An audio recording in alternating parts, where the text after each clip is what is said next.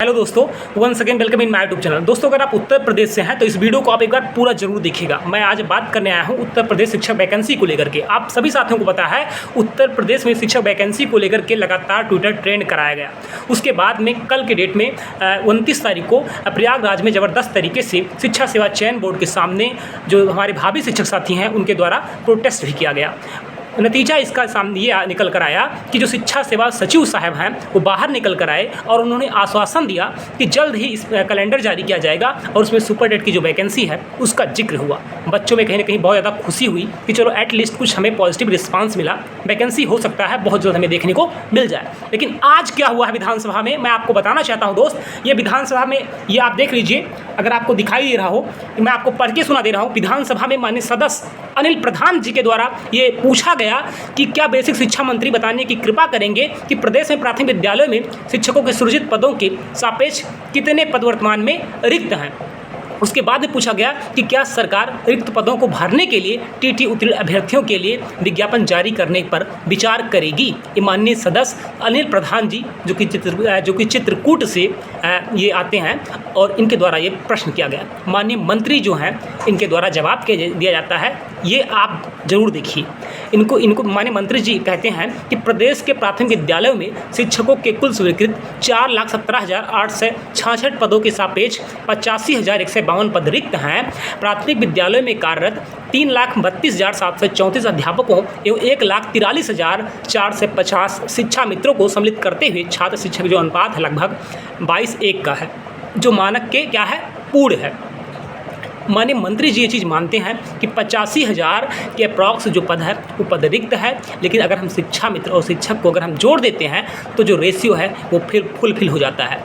इसी सरकार के द्वारा मैं आपको बताना चाहता हूँ, माननीय सुप्रीम कोर्ट में हलफनामा दायर करके कहा जाता है कि हमारे पास 51,000 पद रिक्त हैं और उस पर हम बहुत जल्द वैकेंसी निकालेंगे। इसी सरकार के द्वारा विधानसभा का जब चुनाव होता है तो 17,000 वैकेंसी, इससे पहले जो शिक्षा मंत्री थे सतीश द्विवेदी जी, उन पूरे न्यूज़पेपर में चल जाता है, हर न्यूज़पेपर में चलता है, वो लाइव आकर बताते भी हैं कि 17,000 की जो वैकेंसी है प्राथमिक वो निकल चुकी है, इस पर बहुत जल्द आवेदन होगी। उसके बाद में उस वैकेंसी का पता नहीं होता है, विधानसभा का चुनाव हो जाता है और विधानसभा ये लोग जीत जाते हैं, उसके बाद में वो वैकेंसी ठंडे बस्ते में चली जाती है। आप सभी लोगों को पता है, इसी तरीक़ा से पिछले 6 सालों से ये बार बार कहा जा रहा है कि शिक्षक जो छात्र है वो अनुपात बराबर है। मैं आप सब साथियों से पूछना चाहता हूँ, क्या 6 सालों में उत्तर प्रदेश के जो टीचर हैं क्या वो रिटायर नहीं हुए होंगे? आप बताइए, क्या उत्तर प्रदेश में जो शिक्षक है वो रिटायर नहीं हुआ होगा अभी तक? जनसंख्या दिनों दिन बढ़ रही है, उसके बाद में उत्तर प्रदेश की जो जनसंख्या क्या वो इंक्रीज नहीं हो रही है? बिल्कुल हो रही है। तो ऐसा क्यों किया जा रहा है? ये मैं आप सबसे पूछना भी चाहता हूं और इसमें आपकी और हमारी गलती भी है, क्योंकि हम और आप सक्रिय नहीं होते हैं। मैं आप सब साथियों से कहना चाहता हूं, जब ट्विटर पर ट्रेंड किया जाता है तो आप लोग उसमें साथ नहीं देते हैं।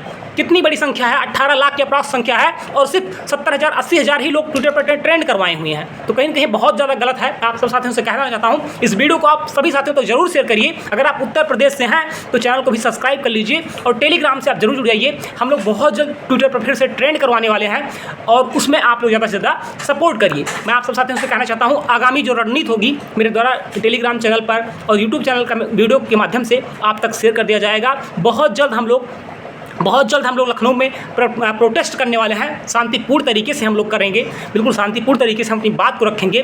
हम लोग यही चाहते हैं कि जो हमारी मांग है वो माननीय मुख्यमंत्री जी तक जरूर पहुँचे और माननीय मुख्यमंत्री जी इस पर संज्ञान लें, क्योंकि जो नियुक्ति और कार्मिक विभाग है वो माननीय मुख्यमंत्री जी के पास है। अगर वो चाहेंगे तभी वैकेंसी आ पाएगी। तो हम लोग का यही डिमांड है कि जो अगली रणनीति होगी, जो अगला धरना प्रदर्शन होगा वो अब लखनऊ होगा, क्योंकि जो कुछ होगा वो लखनऊ से ही हो पाएगा। आप सभी लोगों से मैं बस पूछना ही चाहता हूँ, आप लोगों के दिमाग में बस यही चल रहा होगा कि उत्तर प्रदेश में कोई वैकेंसी नहीं आएगी। ऐसा बिल्कुल नहीं है दोस्त। अगर आप चाहेंगे, अगर हम चाहेंगे तो वैकेंसी जरूर आएगी, लेकिन अपने हक के लिए आपको उठना पड़ेगा। उत्तर प्रदेश में इतिहास रहा है दोस्त, बिना लड़े कुछ नहीं मिलता है। आप 72,000 वैकेंसी की बात करते हैं तो 72,000 में अभी कुछ लोगों की नियुक्ति प्रक्रिया हो रही है। बताइए, 2011 की वैकेंसी है, 2024 में कुछ लोगों को क्या नाम है ज्वाइनिंग अभी उनका होने वाला है।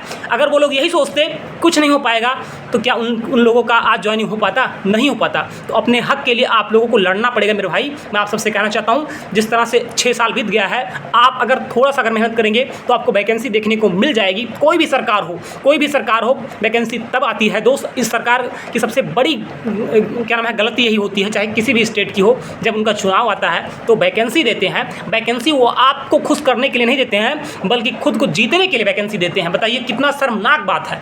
तो कहीं ना कहीं दोस्त ये हमारी और आपकी भी गलती है। हम इस तरह से सरकार चुनते हैं। अभी जो बजट जारी हुआ है उसमें एजुकेशन डिपार्टमेंट का, कहीं ना कहीं शिक्षा विभाग का भी बजट कम कर दिया गया है। सोचिए इस देश की कहीं ना कहीं वो इतना ज़्यादा दुर्भाग्य है कि शिक्षा व्यवस्था बिल्कुल एकदम चरमरा गया है, लेकिन उस पर भी कोई ध्यान नहीं दिया जा रहा है। कहीं ना कहीं बहुत ज़्यादा गलत हो रहा है। इस पर आपकी क्या प्रतिक्रिया है, आप एक बार कमेंट करके ज़रूर बताइएगा, और इस वीडियो को अपने सभी साथियों तक एक बार ज़रूर शेयर करिएगा। Thank you so much, all the best.